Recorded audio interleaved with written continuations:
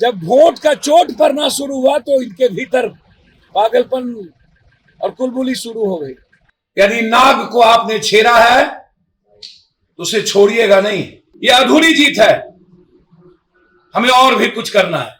शायद मोदी जी भूल गए थे पंजाब, बंगाल, उड़ीसा, हरियाणा, पश्चिमी उत्तर प्रदेश के इतिहास को।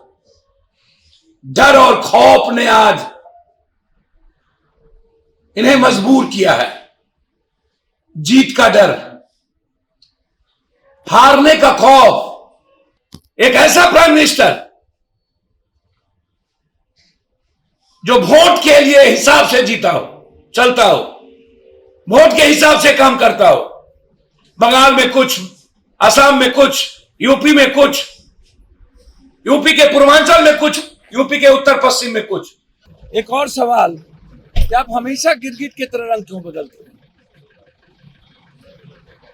चोरी भी सीना जोरी भी, ये कैसा बहादुरी? आप नोटबंदी से लेकर के, जीएसटी से लेकर के, कोरोना से लेकर के हमेशा अपनी मानवता के लिए आप खतरा बने हैं, इंसानियत के लिए खतरा बनते जाए। और सदन में जब आप ये कहते नहीं बोल रहे थे कि यह कृषि बिल कानून किसानों के हित में है, तो फिर आज किसान के अहित में आपका ये निर्णय क्यों है? आपको एक साल पहले किसानों के हित की बात समझ में नहीं आई? आज दुनिया का कौन सा ऐसे लोग हैं, ऐसी टीम है कि आपको इन्होंने बताने में सफल हो गए कि नहीं अब वह निर्णय गलत था या निर्णय सही है? इसे समझने की जरूरत है। कोई सफल नहीं हुए, जनता सफल हुई जब वोट का चोट पड़ना शुरू हुआ तो इनके भीतर पागलपन और कुलबुली शुरू हो गई। इसीलिए जनाब, इसके नीयत को समझिए, इसके चाल चरित्र को समझिए, इसके तरीके को समझिए। माफ मत करिएगा इसे, अन्यथा सूद ब्याज सही दिए कभी ना कभी बदला ले लेगा, ये ख्याल रखिएगा। और इस बहरूपिये को मिटाने का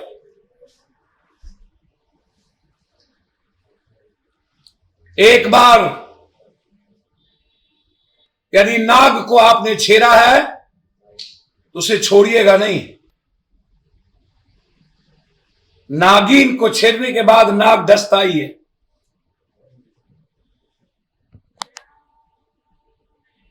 यह वही नाग और नागिन वाली कथा है। इसलिए अब इस पर भरोसा नहीं किया जा सकता, विश्वास नहीं किया जा सकता। और ये देश के 130 करोड़ लोगों की जीत है। मजबूत संकल्प के साथ हम किसानों ने जो सपने देखे थे, हम आगे बढ़े हैं। यह अधूरी जीत है, हमें और भी कुछ करना है। जुल्म, अत्याचार और क्रूरता की हद पार करने वाली ये सरकार, हजारों शहादत, आतंकी तक कहा गया, उग्रवादी तक कहा गया, हर किसानों को 1 साल तक हिटलर, मुसोलिनी, जार से भी ज्यादा क्रूर मजाक किए गए। क्या क्या यातनाएं नहीं सही?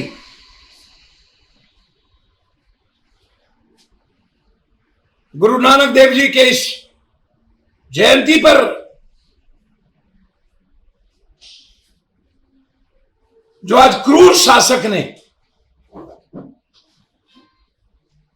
कृषि कानून वापस लिए,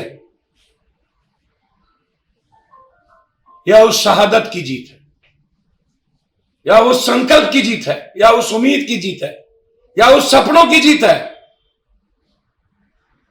वह या उस मां बहनों की जीत है जिसने हिंदुस्तान की आजादी के इतिहास में कभी 84 लोगों ने फांसी पर लटके थे।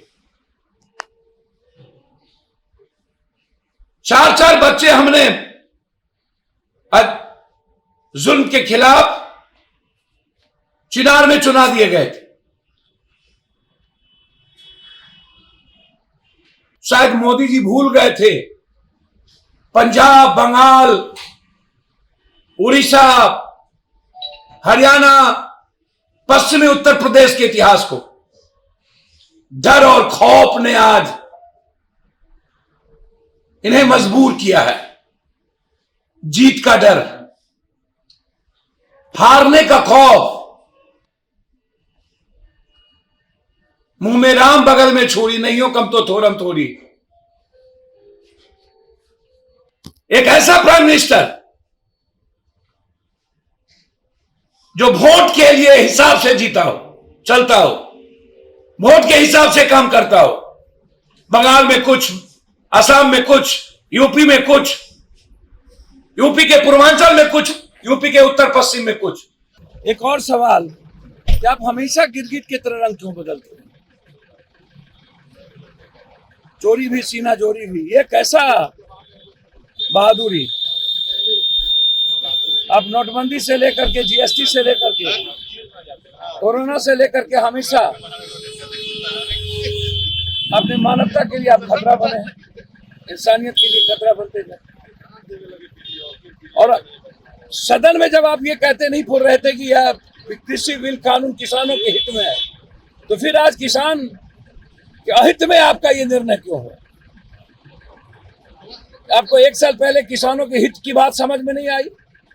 आज दुनिया का कौन सा ऐसे लोग हैं, ऐसी टीम है कि आपको इन्होंने बताने में सफल हो गए कि नहीं अब वह निर्णय गलत था या निर्णय सही है? इसे समझने की जरूरत है। कोई सफल नहीं हुए, जनता सफल हुई जब वोट का चोट पड़ना शुरू हुआ, तो इनके भीतर पागलपन और कुलबुली शुरू हो गई।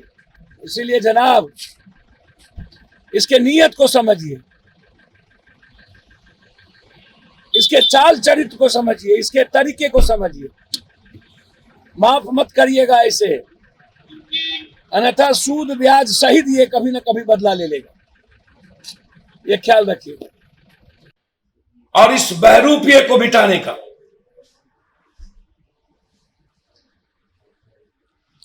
एक बार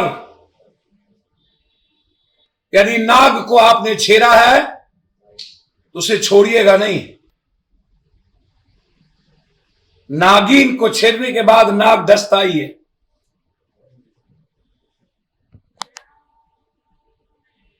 यह वही नाग और नागिन वाली कथा है। इसलिए अब इस पर भरोसा नहीं किया जा सकता, विश्वास नहीं किया जा सकता। और ये देश के 130 करोड़ लोगों की जीत है। मजबूत संकल्प के साथ हम किसानों ने जो सपने देखे थे, हम आगे बढ़े हैं। यह अधूरी जीत है, हमें और भी कुछ करना है।